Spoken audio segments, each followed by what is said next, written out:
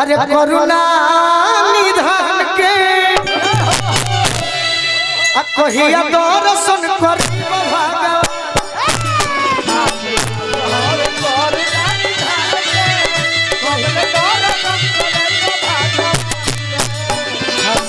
करुणा निधान के कबल दर्शन करैब भगवान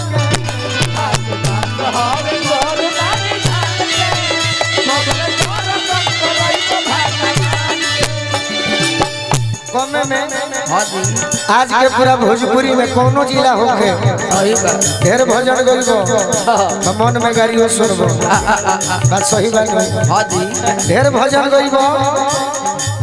गजन मार्केट बिगड़े लगे सही बात ऐसे कमे समय में हनुमान जी कैसे होता कि परिवार पर हां जी हनुमान जी के दया कृपा बन रहो संगे संगे सब कलाकारों को बन रहो श्रोतो भगवान को बन रहो बनले रही हनुमान जी कैसन कृपा बा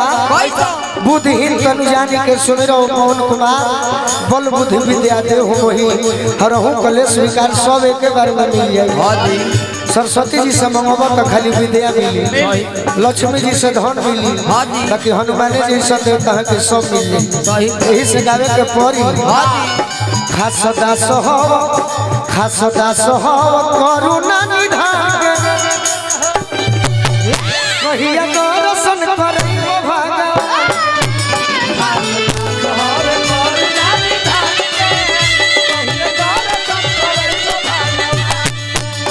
भगवान करुणा निधान के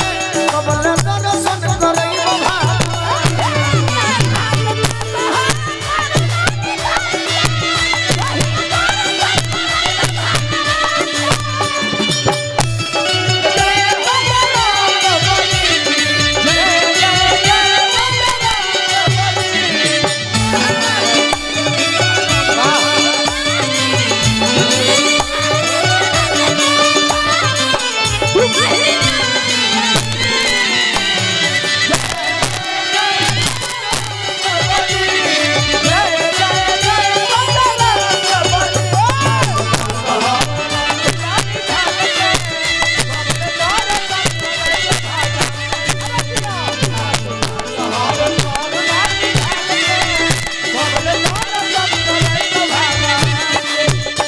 कहता के बाबा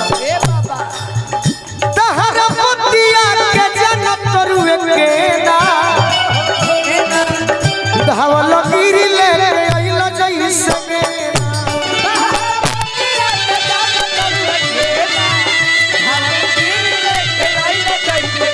तहरा पतिया के जन्नत तरुए के ना धावल गिरी ले आइला जैसे के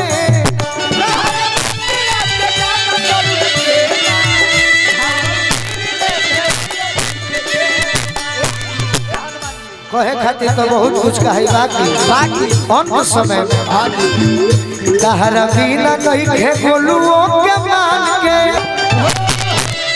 कितना हरा अरे बिना नहीं खे गोलुओ के मान के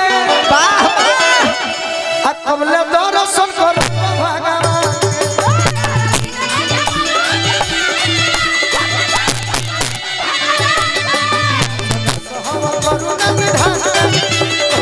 भगवान